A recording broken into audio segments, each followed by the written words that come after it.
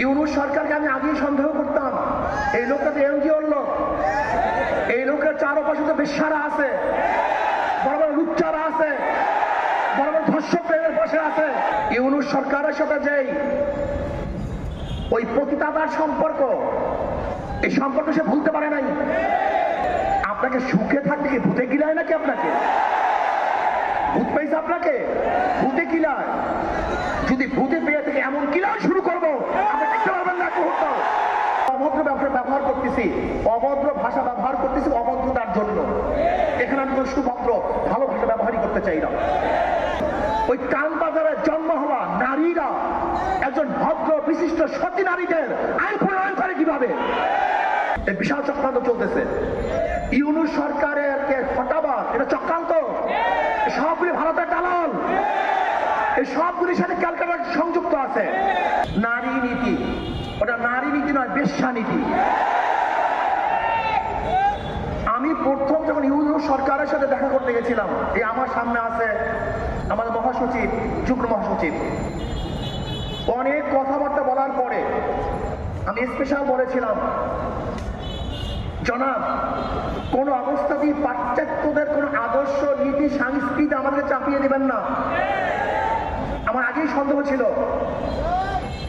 আমি আগেই সন্দেহ করতাম, ইউনূস সরকারকে আমি আগেই সন্দেহ করতাম। এই লোকটা তো এনজিওর লোক, এই লোকের চারপাশে তো বেশ্যারা আছে, বড় বড় লুচ্চারা আছে, বড় বড় ধর্ষক প্রেমের পাশে আছে। আমি একজন প্রথম বলেছিলাম, পুরাণ প্রেম ভোলা যায় না। ইউনূস সরকারের সাথে যেই ওই পতিতাদার সম্পর্ক, এই সম্পর্ক সে ভুলতে পারে নাই। এর জন্য আমি প্রথমেই বলেছিলাম যে খবরদার বিদেশি এবং অপসংস্কৃতি আমাদেরকে চাপিয়ে দেবেন না। তখন তিনি হাসি দিয়ে বলেছিলেন, না না না না না, আজকে আমাদের মা বোনদেরকে আপনি বেশ্যা বানাবেন, আমাদের মা বোনদেরকে খানকি বানাবেন, আমাদের পুরুষদেরকে লুচ্চা বানাবেন। বলতে পারেন, হুজুর যৌনকর্মী বললেন না কেন, যৌন শিল্পী বললেন না কেন, পতিতা বললেন না কেন, এই খারাপ শব্দ ব্যবহার করলেন না কেন? বলতে পারেন। আমি তো মনে করি শয়তানেরা, দুষ্টরা এই সমস্ত খারাপ শব্দগুলিকে ভালো শব্দ দ্বারা পরিবর্তন করে ওদেরকে এই কাজে লিপ্ত করতে চায়। চোরকে আপনি কি বলবেন? ডাকাতকে কি বলবেন? খুনিকে কি বলবেন? ধর্ষককে কি বলবেন?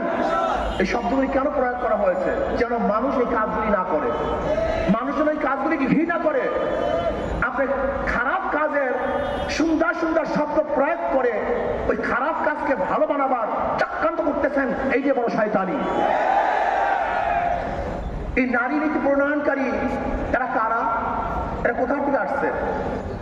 ওই কান বাজারে জন্ম হওয়া লোকগুলি, ওই কান বাজারে জন্ম হওয়া নারীরা একজন ভদ্র বিশিষ্ট সতী নারীদের আইন প্রণয়ন করে কিভাবে? ওই নারীগুলি আমার স্ত্রীর আইন প্রণয়ন করে কিভাবে? ওই নারীগুলি আমার মায়ের আইন প্রণয়ন করে কিভাবে? ওই নারীগুলি আমার মেয়ের আইন প্রণয়ন করে কিভাবে? আমার মেয়ে সতী, আমার স্ত্রী সতী, আমার মা সতী, সে একজন নারী।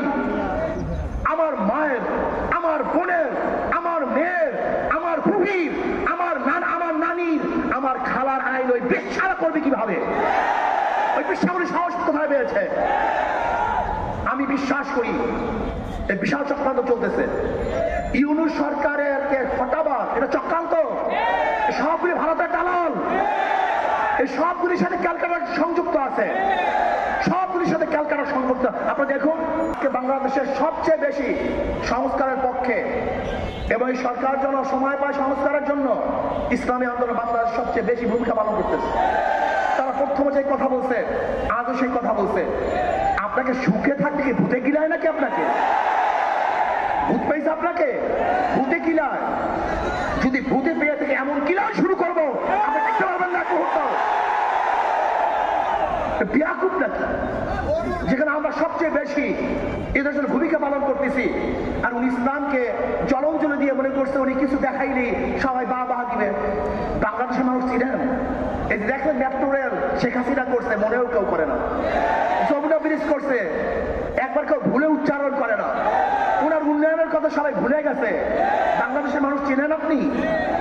ইসলামকে বাদ দিয়ে, ধর্মকে বাদ দিয়ে আপনি যদি গোটা বাংলাদেশের স্বর্ণ দিয়ে বানিয়ে দেন, স্বর্ণ, প্রত্যেকটা মানুষের শরীরে স্বর্ণের পোশাক থাকে, প্রত্যেকটা বাড়ি যদি মরমর পাথরের থাকে, আর আপনি একদিন ঘর নির্মিত করবেন, ওই সমস্ত পাথর আর সমস্ত স্বর্ণ আপনার মুখের মধ্যে ছুঁড়ে ফেলবেন, ছুঁড়ে ফেলবেন, থুক মারবে আপনার মুখের মধ্যে, থুক মারবে আপনার মুখের মধ্যে, থুক মারবে বাংলাদেশের মানুষ আপনার মুখের মধ্যে। ওই বেশ্যা কমিশনদেরকে আইনের আওতায় নিয়ে আসেন, ওদেরকে বিচারের আওতায় নিয়ে আসেন। আমি অভদ্র ব্যবহার করতেছি, অভদ্র ভাষা ব্যবহার করতেছি অভদ্রতার জন্য। এখানে আমি শুধুমাত্র ভালো ভাষা ব্যবহারই করতে চাই না।